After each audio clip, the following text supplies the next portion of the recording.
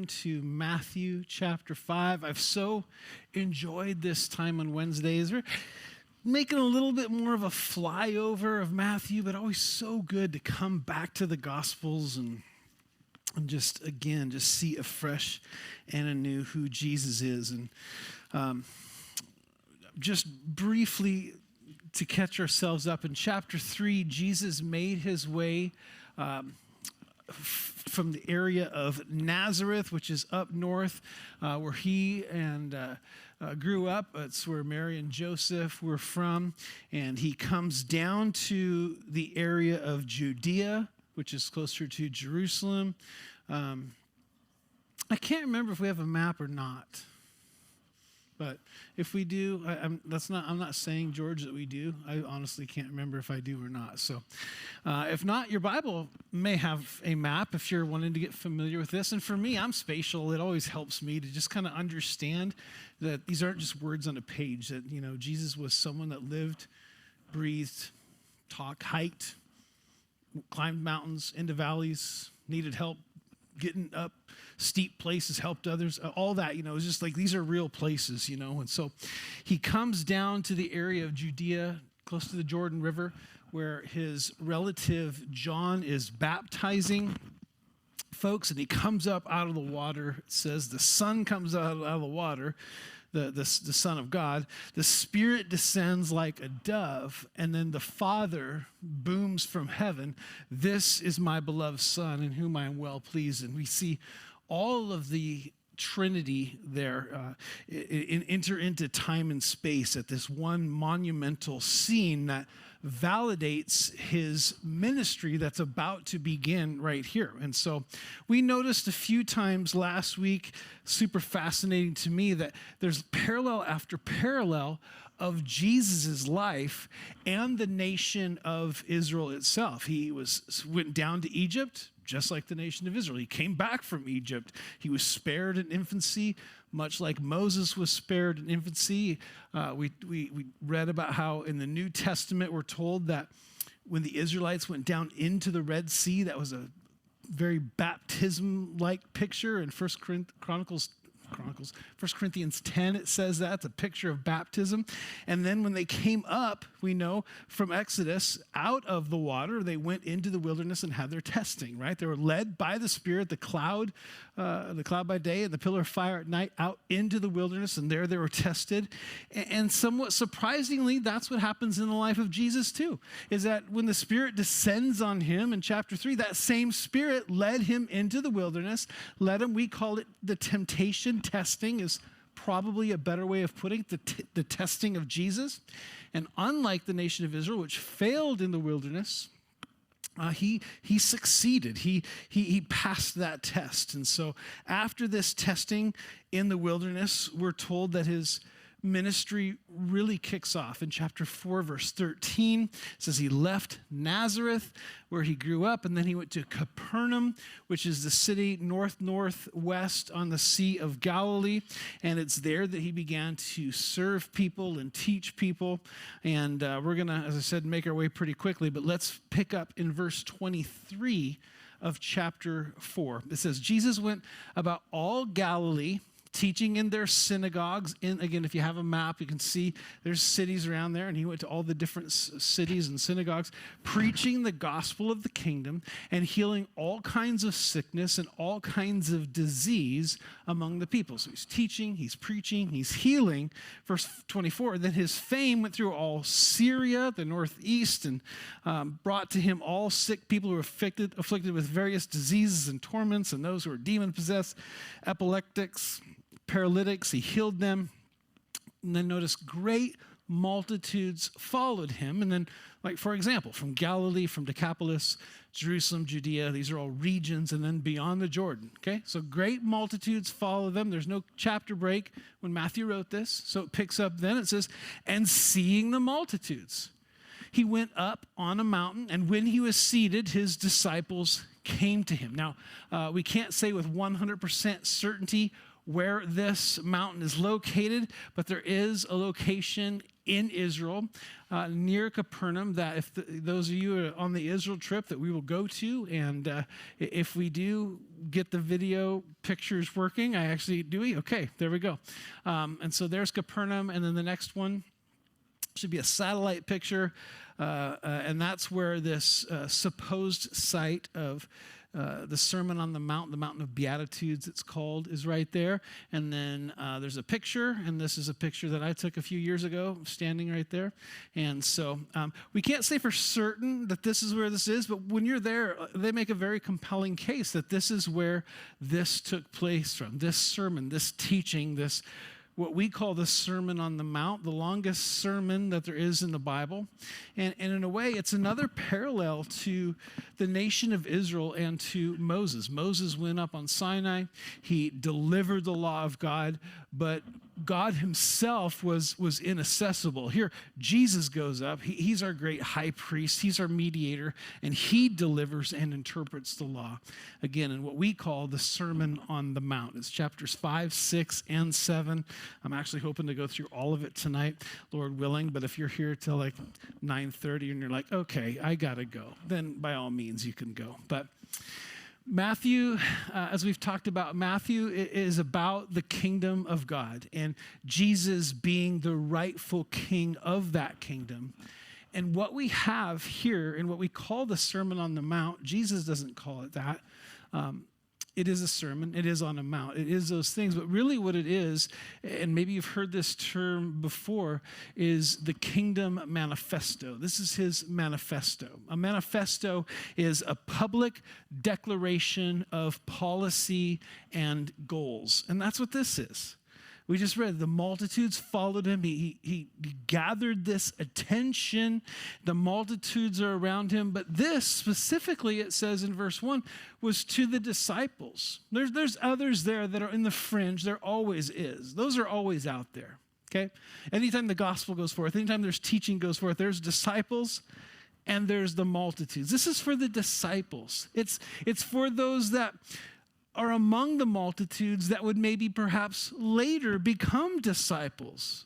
And we would fall into this category, that we were just part of the multitudes at one point too, but we've become the disciples. And so the truths that are contained in this manifesto, in this Sermon on the Mount, is truth that transcends culture and age and language and gender and all of those things. These kingdom principles that are in these chapters are fitting for us as disciples sitting here in Ellensburg on a Wednesday night in 2023, that this public declaration of his kingdom and how it is to operate is for us as disciples. And so here he sees the multitudes, he goes up to a place that would hold the multitudes, and he sits down, which is the position a teacher would have in the first century. It's not necessarily behind a podium. It would be sitting down. He's sitting down, even here in the outdoors, probably on a rock or an outcropping or something, and the multitudes gather around of him.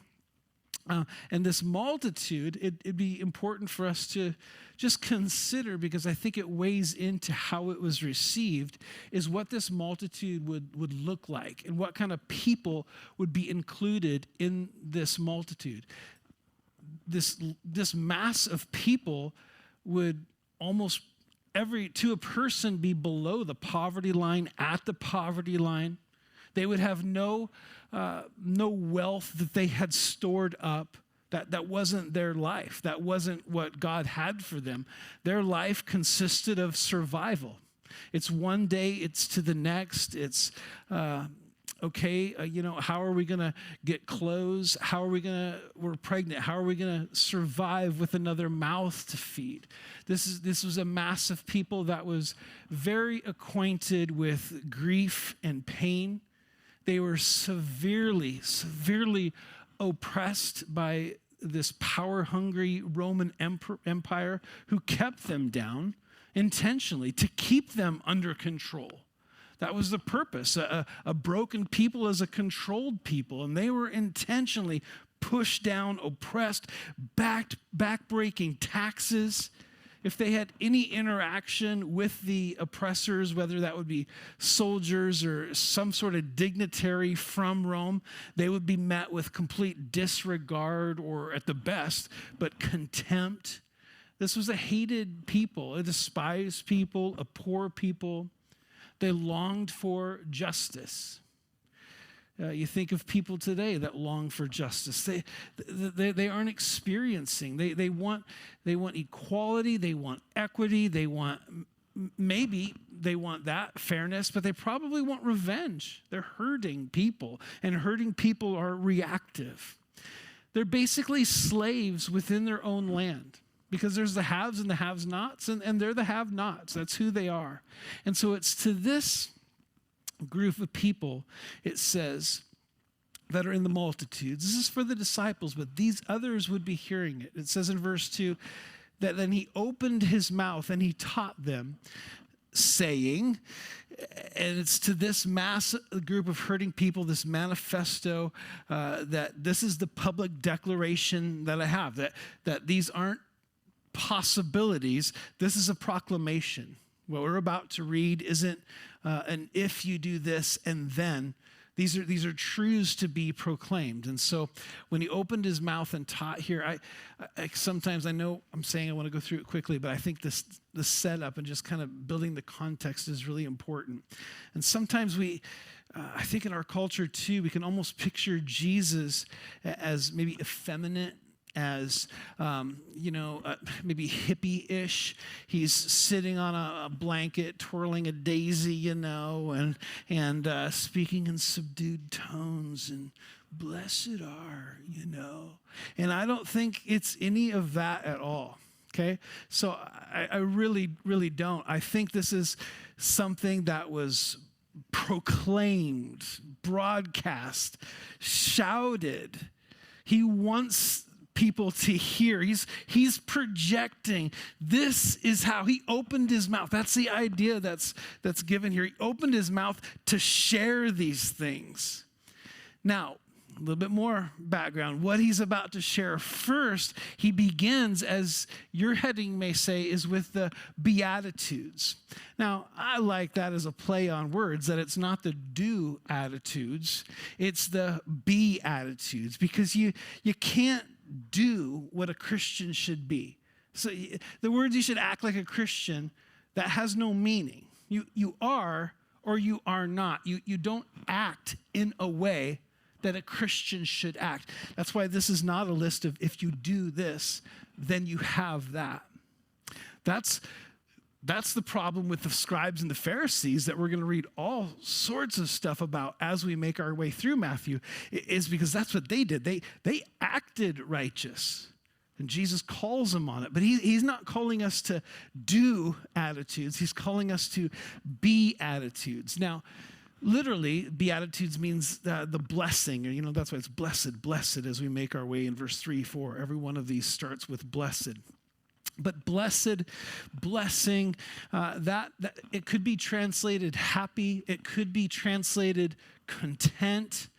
I think maybe a good way to think about this, because even some of these words like blessed just get so used within Christian context, we can forget the meaning of them. But I think a way to wrap our minds, a way that helped me anyway, is to say circumstances are favorable. Circumstances are favorable for the poor. Circumstances are favorable for those who mourn. And so what this is this 8 blessings, this 8 instances of where circumstances are favorable, and it's a reversal of how the accepted way of life in this world is. Because I'm not talking about this world. This is about the kingdom of heaven. This is about God's kingdom. And what circumstances are favorable are not the same in God's kingdom as they are here. And so first he says, blessed or happy or content, or the circumstances are favorable for the poor in spirit. For theirs is the kingdom of heaven. And we want to notice real quick here as well, is that as we're reading through these, there's this aspect in the Christian life, in the Beatitudes, but also in our own lives personally, where what's referred to as the already and the not yet. And we see that especially here, because here it says the kingdom of heaven is, for theirs is the kingdom of heaven. It already is. God has a kingdom. That's a reality. But he's in charge, but there's also this aspect of a not yet. But when in reference to the kingdom of heaven, in the first beatitude and then in the last beatitude, in verse 10, both of those are in the present tense. There's an alreadiness to this, that he is in charge, he's God, he's in control, he has a kingdom. But in Beatitudes 2 through 7, is the not yet. We're still living in a broken world. He's still speaking to broken and hurt people. And so that's why I would say in the rest of these, they shall be comforted. They shall. There's this not yet part to this. And so there's this already, there's this not yet. But right now in this first beatitude, the poor in spirit, theirs is the kingdom of heaven. Those who understand, okay, we understand poor, we understand poverty. Let's try to maybe, again, take away we can be so familiar that we're almost immune to the import of these words, but bankrupt, no currency, no means in which to purchase, to buy, to sell, and trade, poor, in regards to spiritual things, no currency. Blessed are those who understand there's no currency. I can't buy and sell spiritually. I'm bankrupt. I'm poor when it comes to things of the Spirit. And this is like a progression. When one gets this, when you understand this, and if you're a follower of Jesus, every one of us have been here. I can't do this on my own. I'm bankrupt. When we realize that's who we are, we're spiritual needy, and it's not enough, that's the first step. Charles Spurgeon put it this way: not what I have, but what I have not is the first point of contact between my soul and God. Not what I have, but what I don't have. That's where God and I can meet. If I think I don't need him, I think I do have some currency, I'm not there yet. But this first step, just poor in spirit, leads to beatitude number 2, blessing number 2, favorable circumstance number 2. Blessed are those who mourn. This is so counter how you'd think. Blessed are those who mourn, for they shall be comforted. What do? I don't have the means to be righteous. I don't have any spiritual currency, and I'm actually at a deficit. I have sin in my life I can't do anything about. I'm broken. I can't help myself. I can't improve my own situation spiritually. Lord says, if you understand that, if you get that, there's coming a day when you're going to be comforted. You're not there yet because we live in this broken world, but that day's coming. That's an important step in this. Blessed are the meek, for they shall inherit the earth. Jesus here, he's quoting from Psalm 37:11, as your margin may say.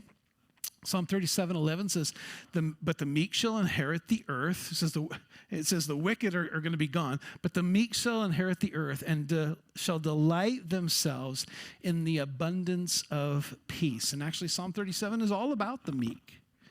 Well, what are the meek? Again, another word that's used so often only, it seems like, in church circles, right? Well, first of all, meekness is not weakness, okay? It's strength under control. It's David Hoff. I mean, look at that guy. It's just, no. I heard someone recently, it was actually in our men's group, described it in a way that I love, and I'm not going to forget. It's a wild horse that's been bridled. All that raw power that could buck and kick and throw you, whatever. All of that's there, that power, but it's not used to be wild. It's harnessed. It's controlled power. And so Jesus is reminding them and us that this is opposite of how things are. The wicked exert their power. They make it known. He told the disciples, the Gentiles lord it over you. They flaunt authority. They're domineering. The wicked, they act like they own the place, but it's the meek. The meek are actually the ones, those who exercise control are really the ones who inherit the earth, who shall inherit the earth. Next, verse 6, blessed are those who hunger and thirst for righteousness, for they shall be filled. One of my favorites of this 8, we might say, blessed are those who really want things right. And again, I think this would have been so impactful, all of these, because they were poor, they did mourn. This is speaking to this group that is no stranger to hunger. As Jesus says, blessed are you when you're experiencing hunger for righteousness. They knew what it meant to be hungry. And so it says, when you're starved for things to be the way they should be, righteous, right on, when you've got pangs inside you that justice would prevail, that holiness and truth would have its way. I want that so badly. My survival depends on it. I'm so hungry for that. That's what Jesus is saying. They're gonna be filled. That's going to take place. That shall happen. Blessed are the merciful, for they shall obtain mercy. Someone merciful sees a need in another and then works to meet that need. Doesn't just recognize it and move on. James said in James 2, if a brother or sister is naked and destitute of daily food, and one of you says to them, depart in peace, be warmed and filled, but you do not give them the things that are needed for the body, what does it profit? Jesus said the merciful, they see that. They're going to receive what they need. Verse 8, blessed are the pure in heart. Purity, unadulterated, a clear conscience, so to speak, for they shall see God. They're going to see God at work. Those who have this clear, pure heart conscience, they're going to be aware of his presence. They're going to see him at work. The Lord can bring that kind of purity. Only he can bring that kind of purity into our hearts. Blessed are the peacemaker. The peacemakers. Again, a peacemaker is not a doormat. It's not someone weak. A peacemaker takes incredible strength. It's easy. It's weak to fly off the handle, to go overboard, to want to start coming to blows. It takes more strength, again, to restrain, to be a peacemaker. It's those who aren't adding to contention, but keeping it at bay. I've got someone like this in my life that if I start to vent and I start to express my offenses, and here's how I offended, and here's what that person, instead of hearing, yeah, you're right, that is wrong. I can't believe they would do that. They did do you wrong. You're validated. Instead of that, they say, well, maybe they were just thinking this when that happened. Maybe this is why they said that. Well, do you really think they're being malicious? Man, that's a peacemaker right there. But it takes a courage to stand up to someone and say, I'm hearing you vent, but I'm not gonna validate that necessarily. I'm gonna say, what about this? What about that? Man, find someone like that in your life, allow them to speak into your life, and be that someone for someone else, because they shall be called sons of God. Wow. That one blows me away. They shall be called sons of God. Well, what did the Son of God do? He came to make peace for us. He didn't enter into humanity and the Father says, they've sinned against me. They've offended me. He didn't come and enter into humanity and go, you're right, Dad. It's really messed up down here and you totally should wipe them out. No, he's the ultimate peacemaker. He made peace for us. 2 Corinthians 5 says, God was in Christ reconciling, making peace, reconciling the world to himself, not imputing, not counting our trespasses to them, and has committed to us the word of reconciliation. Now we have this role. We have this responsibility because he's been that peacemaker for us. This is who we're called to be. Verse 8, blessed are those who are persecuted for righteousness' sake. Or excuse me, verse 10. For theirs is the kingdom of heaven. This is Beatitude number 8. The persecuted for righteousness' sake. Now, notice it's for righteousness' sake. It's not blessed are those who are persecuted for being weird or opinionated or, making sure they stick out. This is persecuted for righteousness' sake. And then Jesus expands on what this is. In verse 11, he says, blessed are you. I can so picture him saying this to this group. Blessed are you when they revile and persecute you and say all kinds of evil against you falsely for my sake. Rejoice and be exceedingly glad, for great is your reward in heaven. For so they persecuted the prophets who were before you. Well, that's a pretty good group to be among, is the prophets, right? Isaiah, Jeremiah, Ezekiel, all of that. The prophets endured evil for the sake of the kingdom. That's what I'm calling you to. Blessed are you if you do that. There's going to be insults. There's going to be, people that bicker with you and fights and hate the government may even oppress you, all of that. But you're in good company if it's for me. You're blessed. You're blessed. That's a favorable circumstance because there's going to be a consummation to this kingdom and all things are going to be made right. And if you're doing it for me, man, that's blessed. Now, Jesus says, those who are living according to these blessings, as he shifts gears now in this sermon, he says, you are the salt of the earth.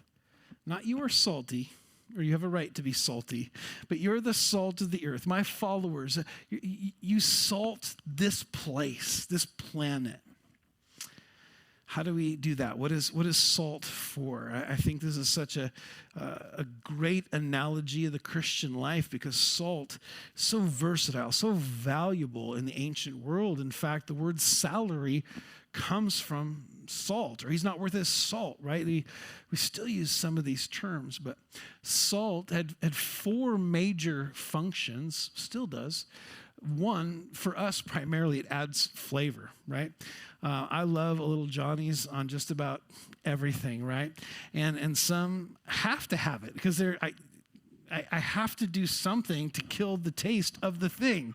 And so I've got to mask that, put some Johnny's on, it adds flavor.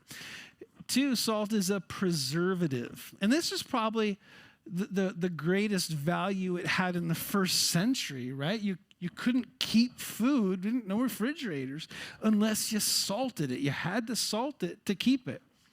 3rd, salt makes folks thirsty. You have salt, you're going to get thirsty. It's a good attribute to have. And 4th, salt cleanses. It acts as a detergent and antiseptic. And that is who we are. He says, you're this for the world. But if salt loses its flavor, how shall it be seasoned? It's then good for nothing but to be thrown out and trampled underfoot by men. If God's people aren't adding flavor to the world, if we're just adding to the blandness, if we're not preserving it and keeping it from getting more rotten, if we're not making folks thirsty for the truth or cleansing out sin, what good is it? Man, what good is a Christian that's not doing any of those things? And literally, it's you and you only. There is no other option. You and you only are the salt of the earth. And he goes on to say, you and you only are the light of the world. A city that's set on a hill that cannot be hidden. Light, another great descriptor of the Christian life. Light illuminates. It makes things that are in the dark, that are mysterious, that are hidden. It makes them visible. It brings out clarity and understanding. And so he says they don't light a lamp and put it under a basket, but on a lampstand. It gives light to all those who are in the house. And so therefore lighting up, that's what light's for. Your light. So therefore, verse 16, let your light so shine before men that they may see your good works and glorify your Father in heaven. Called to be light. Called to be light for the purpose of bringing glory to the Father. Light is different than darkness. That's what we're called to be. And one of the things that the church, unfortunately, has lost sight of over the last several years, decades, is that the church in large tends to think that we gain influence by acting like the world around it. But what Jesus would say is we lose our influence. If we've lost our saltiness, our flavor, if we're just like the Moose Lodge down the street, but we sing some different songs, what's the difference? We don't have that influence. And so it's this difference that can only influence the world is by being different. And so if disciples, if then and now live by these countercultural truths, the world takes notice and says, I want to know what's up with that. I want to know there's something going on in you. Charity, she has this person in her life that's kind of associated with her family right now that is just a miserable, terrible person to be around. Every time with me and her, just trying to start an argument, trying to belittle, it's every single time. There's no exceptions. And if there was a way to avoid this person, we would. We just can't. You have family like that too, I'm sure. But I'm amazed. I'm not as closely, because it's her family, and I'm like, yeah, I'm out of here. And I'm just like, I'm gone. But it's amazing just to see her. And I'm like, well, Charity, I don't know how you do that. I don't know how you have that patience. Like, well, it's not me, it's the Lord. But it's that kind of equipping that we can't do on our own, but we do when he's empowering. And that's what all this is about, is that this righteousness, it doesn't come by self-motivation. It comes from the Lord inside of us. So, again, now he shifts gears a little bit and like, well, okay, you're telling us something that is a reversal of all that we've known. And so they might have this question, and Jesus shuts it off. He says, do not think that I've come to destroy the law or the prophets. I did not come to destroy, but to fulfill the law, the Torah, the first 5 books of the Bible, the books of Moses and the books of prophecy. Jesus said, I came to fulfill all of that, not take it away, not destroy it, not be done with it. Well, how did he fulfill it? Certainly, and again, the primary sense in which he filled it is that he's the promised one to come. He's the realization of all that was taught and hoped for. He was the seed of the woman in Genesis 3. He's the Lamb of God. He's the scapegoat. He fulfilled all those types, all those pictures and promises. He's fulfilled that. But he's also fulfilled it in the sense that he lived a completely obedient life. Not one time did he err or deviate from God's law in his own life. But I'd say third, he also fulfills the law in a sense that his living in us is enabling us to follow the commands, to be obedient, to be righteous, because we can't do that on our own. We can't be this people. We can't make this a do attitudes. It's only be. It's by having him be inside of us. And so he fulfills the law by being inside of us and helping us to be obedient and follow his commands. And so he says, I've come to fulfill, verse 18, and assuredly I say to you, till heaven and earth pass away, one jot or one tittle will by no means pass from the law until all is fulfilled.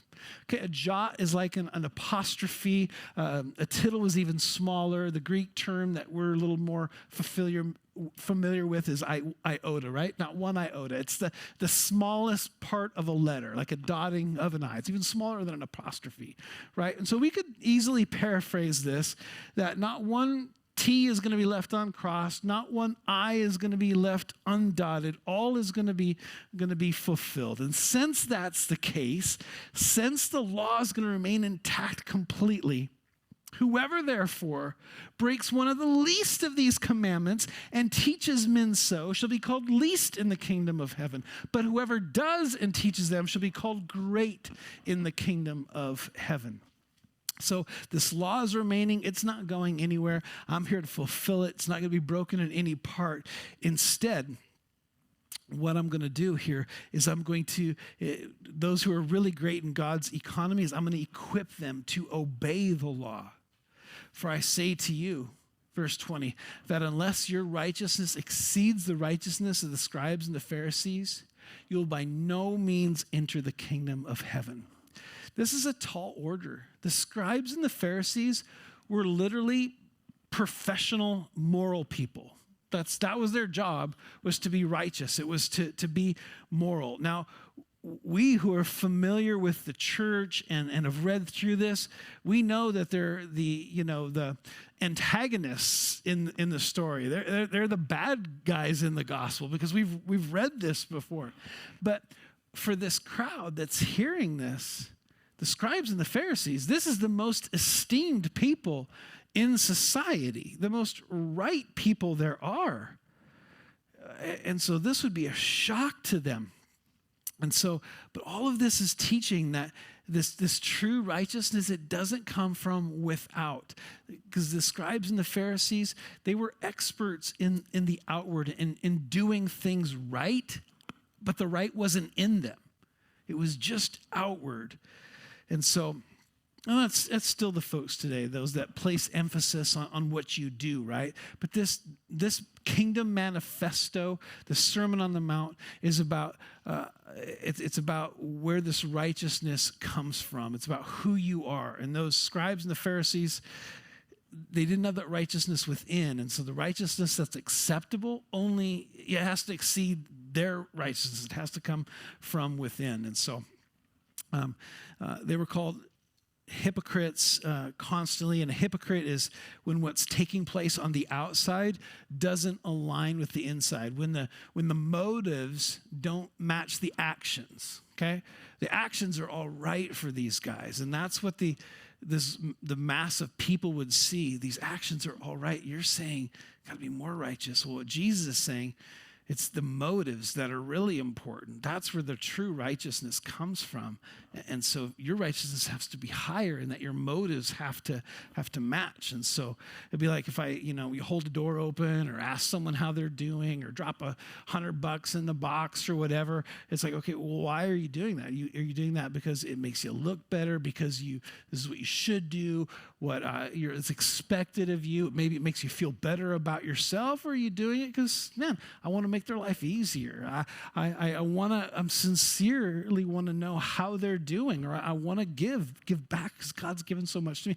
The motives are what matters. And so what Jesus is going to do now is that he's going to show us, if we're just looking at the outside, following the law isn't enough, because the Pharisees, they can do that. But true righteousness, the righteousness that's acceptable, has to come from within. And so for the remainder of the chapter, he's going to use 6 examples of what it looks like when righteousness, when the motives are in the right spot. And so he's going to address kind of hot point issues for them when it comes to murder, adultery, divorce, oaths, retaliation, and love. And so we'll keep that. You can put all those up there at once, actually, if you want, George. And then for each of these, Jesus compares what they have heard to what he has and what has been said. You'll notice that in verse 21, verse 27, verse 31, the beginning of all of these sections, it begins with, "You have heard it said." Okay, and then he's going to compare it. "But I say to you."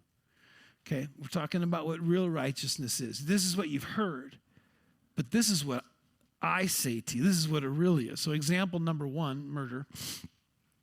You have heard it that was said of those of old, "You shall not murder, and whoever murders will be in danger of the judgment." Now, even in this multitude, there probably wasn't anyone there that had murdered somebody. Maybe, but probably not.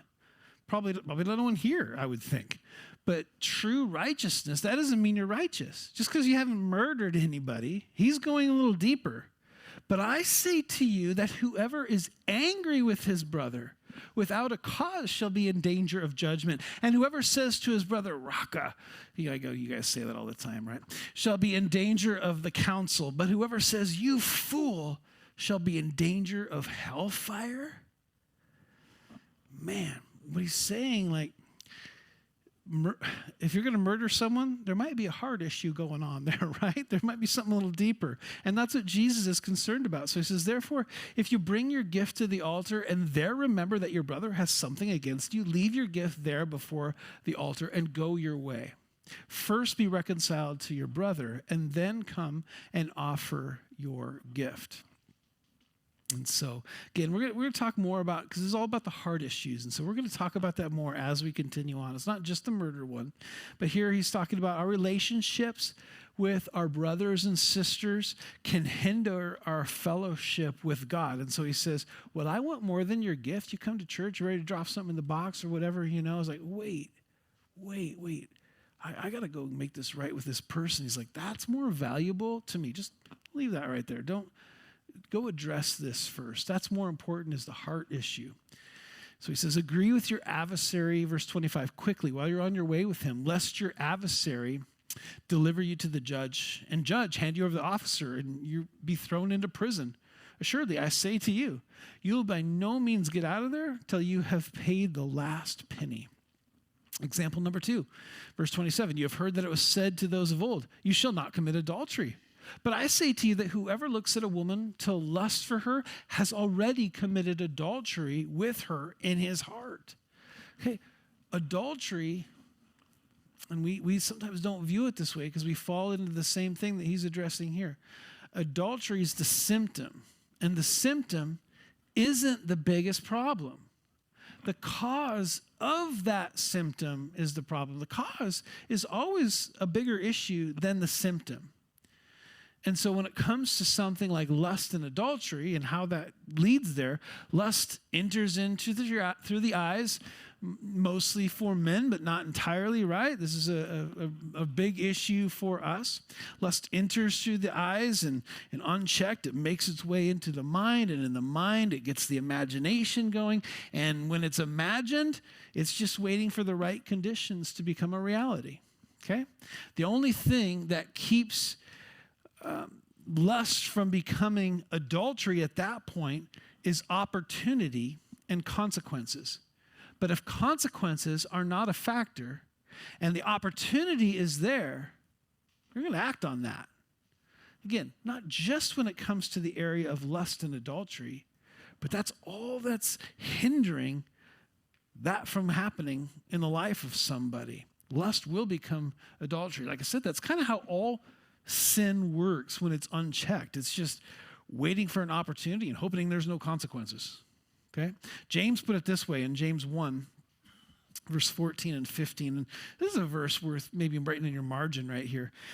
Each one is tempted when he is drawn away by his own desires or lusts and enticed.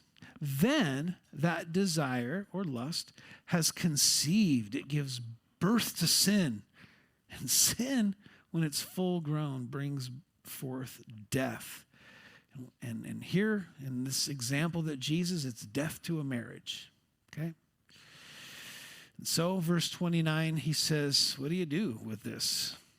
If your right eye causes you to sin, pluck it out and cast it from you. For it is more profitable for you that one of your members perish than for your whole body to be cast into hell. And if your right hand causes you to sin, cut it off and cast it from you. Then you would be throwing it left-handed, though. And so for some of us, that would be a problem if I wouldn't get very far, right? For it is more profitable for you that one of your members perish than for your whole body to be cast into hell. Now, we have maybe some of us that have lived a while, we have heard these oddity stories or whatever, that someone that's tried to pluck out their eye and chop off their own arm. I don't think that Jesus is speaking to literally pluck out our eye. Because if you pluck out your right eye because you looked at something you shouldn't, then you're just going to look at it with your left eye. Like, there it is. It's still there, right? So but it is meant to state how serious sin is. That's the point. Because this is a funny picture. Who's going to, pluck out their eye and throw it and then take their hand and throw that too, right? But the point is, it's serious. Sin should be avoided at all costs. And so I think it's fair to paraphrase this, to be blind as you can to those things that are tempting you, and don't even mess with, don't touch with what isn't yours. Don't go there. Now, example 3, he says, furthermore has been said, whoever divorces his wife, let him give her a certificate of divorce. Okay, in Jesus' day, there's 2 vastly differing opinions on divorce. Can you imagine that? One said divorce is allowed, but not required. It's only allowed if there's adultery. Then divorce is okay. The other view says, if you're not happy, you move on. Move on with your life and don't think anything of it. Well, that's the easier way. And we're going to read in chapter 7, it's the narrow way that we're supposed to take, the harder way. And so that's the view that gains steam in Jesus' day. If you want to move on, just move on, right? And so it's to this group that Jesus is addressing. But I say to you that whoever divorces his wife for any reason except sexual immorality causes her to commit adultery if she moves on. And whoever marries a woman who's divorced commits adultery. Now, Jesus said that divorce is never commanded. Reconciliation is always the goal. But there's one instance in which it's considered allowable, and that is if there's been sex outside of marriage. And Jesus will talk more about this as we get into Matthew chapter 19, that if someone can't overcome that, then divorce is an option. This is very countercultural in Jesus' day. It's pretty countercultural in all our day, okay? Now, next example is taking oaths. He says in verse 33, again, you've heard it, that it was said to those of old, you shall not swear falsely, but shall perform your oaths to the Lord. That's found in Leviticus 19:12. But I say to you, and again, I'm saying something different, but I'm getting to the heart of it. I'm correctly interpreting this. Do not swear at all, neither by heaven, for it's God's throne, nor by the earth, for it's his footstool, nor by Jerusalem, for it's the city of the great king. Nor shall you swear by your head, because you cannot make one hair white or black. Some of y'all are like, oh yeah, I made some white ones black. I should. I'm turning some black ones white is what I'm doing. They found ways around this commandment that was in Leviticus 19. Because this was, don't make an oath in God's name. And so we'll make oaths in the name of God's city, right? I promise you by Jerusalem, the city of the king, that I'm going to sell you 2 oxen for $1,000 each, and I'll be here right at that time. And oh yeah, I got to back out, But I didn't swear to you by God, just as city, right? And so the Lord says, hey, knock off all those shenanigans. Instead, let your yes be yes and your no be no. For whatever is more than these is from the evil one. And so I was thinking about this, and his point is straightforward. Like, man, stop playing those games, right? Just have what you say be true. But I was thinking about this, yes and no. These are the options that God gives us a binary, for lack of a better term. He gives us a binary option. And so don't give non-binary responses. I don't say this to be humorous or to, poke fun at the culture, but non-binary confuses others and it makes you a liar. So don't do it. Don't mess with that. You let your yes be yes, your no be no. Next, retaliation. You have heard that it was said, verse 38, an eye for an eye and a tooth for a tooth. But I tell you not to resist an evil person, but whoever slaps you on the right cheek, turn to him the other also. Okay? Eye for an eye, tooth for a tooth, not a command. If they take your eye, then you must take theirs. And that's kind of how it's being interpreted in Jesus' day. But the instruction, eye for an eye, tooth for a tooth, the reason that this instruction exists was to limit vengeance. If they take your eye, you don't take both of theirs. They knock out 2 teeth, You don't take out, all of their teeth. God gave these instructions to govern civil and criminal justice, and it prevented excessive judgment. But what Jesus does is that he limits the level of retribution even further. He says you don't need to retaliate. Instead, to respond to these offenses with grace and mercy. And we'll touch on this a little bit more. I don't want you to feel like maybe I just hung this up there if someone's been hit or whatever. We're going to come back to that. Verse 40, if anyone wants to sue you and take away your tunic, let him have your cloak also. This is like an inner and an outer, garment. And whoever compels you to go 1 mile, go with him too. This is where we get the expression, go the extra mile, right? Give to him who asks you, and from him who wants to borrow from you, do not turn away. Instead of getting even, instead of making sure they get theirs, he's calling us to respond with grace and mercy and things that they don't deserve, right? Now, he goes and he's continuing the same train of thought. Verse 43, you've heard that it was said, you shall love your neighbor and hate your enemy. But I say to you, love your enemies. That's a hard 3 words to put together. Love your enemies. Bless those who curse you. Do good to those who hate you. Pray for those who spitefully use you and persecute you, that you may be sons of your Father in heaven. For he makes his sun rise on the evil and on the good. He sends rain on the just and on the unjust. For if you love those who love you, what reward do you have? Do not even the tax collectors do the same? That's what Matthew is, who's writing this, by the way. I think that's maybe why this is in there. He's like, that was me. Do not even the tax collectors do the same? And if you greet your brethren only, what do you do more than others? Do not even the tax collectors do so? Man, love those who love you. Even the worst sinners do that, right? In this kingdom, you're called to love your enemies, not hate. But loving enemies is not accepting everything that they do. And we're not told anywhere in Scripture to endure abuse or rape or acts of violence. It is not merciful to allow criminals to continue in harmful behavior. It's not gracious and merciful to the victims. It's not gracious and merciful to future victims. It's not merciful and gracious to the one committing the harm, because if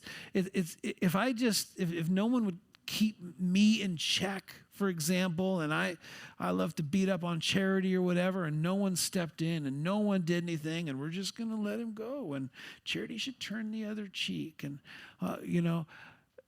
what I'm doing, what's being allowed to happen to me, is to store up God's judgment in my life. That's not merciful. That's not gracious. Stopping me from doing that is what's merciful and gracious. And so Jesus' point here, don't get caught up in the minutia of it. His point is that true love doesn't push people to sin in even greater degrees. It doesn't fuel that. And it actively works to decrease evil and promote good. And so that's the heart of all of this. And so he kind of sums up this portion by saying in verse 48, therefore you shall be perfect, just as your Father in heaven is perfect. Who here can do that? Nobody. I'm glad I didn't see any hands up. That's the point. Jesus is calling us to a level of love and to live a life that we can't on our own. It can only come about by him and his Spirit at work in our lives.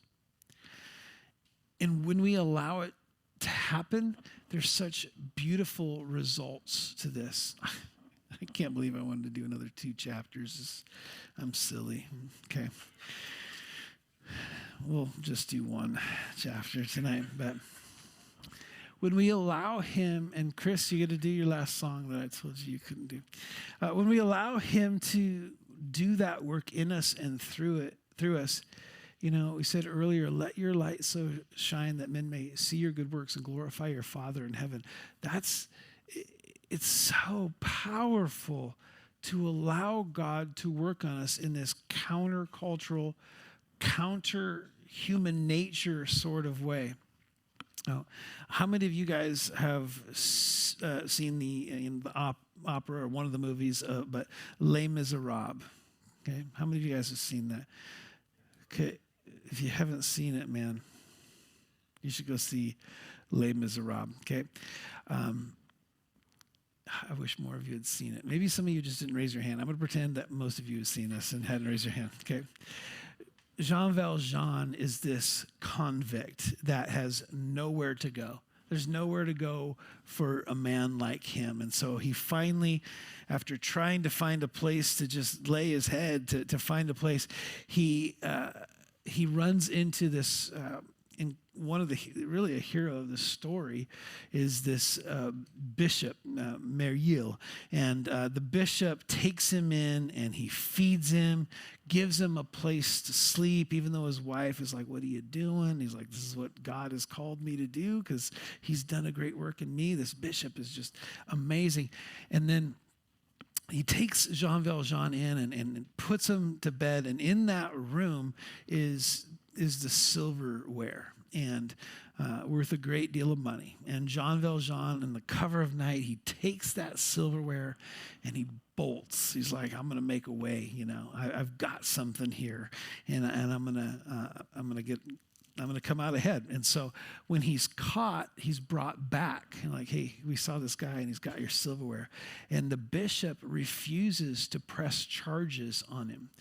But instead, which he could have under the law, right? He stole. But instead of responding with law, he responded with grace. And so instead of having him thrown back into prison for the rest of his life and ruining his life, he says, oh, yes, Jean, that was a gift. John, how could you be so silly that you left the silver candlesticks? Let me go back and get those candlesticks for you. And he gives them to Jean Valjean, and then he pulls him close and he says, forget not, never forget that you have promised me to use this silver to become an honest man. Jean Valjean, my brother, you belong no longer to evil, but to good. It's your soul that I'm buying for you. And I just love it. I love it from that moment on, right? This happens early in the story. But this bishop, he's living this Sermon on the Mount. And it changes the course of Jean Valjean's life. And it's not just his, but everywhere he goes. His life is radically changed, and he's a blessing because he's allowing that same grace and love that worked in him to work out of him.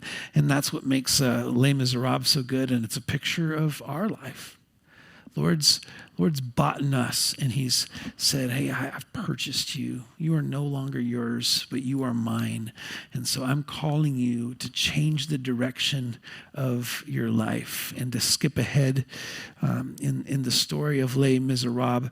Javier, the one that's always after him and out to get him, the enemy, so to speak, he was defeated in the end by Jean Valjean's good works, and our enemy is defeated by the good works that God does within us. Let's pray. Father, I thank you so much, Lord, for a different kingdom, that there's more than this life, that you're calling us to something that is outside of the realm of how we can live and what we can do, and you don't just call us there and leave us there. Lord, you provide your Spirit to work in us. And so, Lord, I pray for this group here, pray for our church, that we be those that recognize that, Lord, you're so willing to live in us and through us, and that you're calling us to a life that is the best for us. It's for our good, Lord, but it's also for your glory. Thank you, Lord. Thank you for this message that still rings so true here 2,000 years later. We love you, Lord. We say these things in the name of your Son. Amen.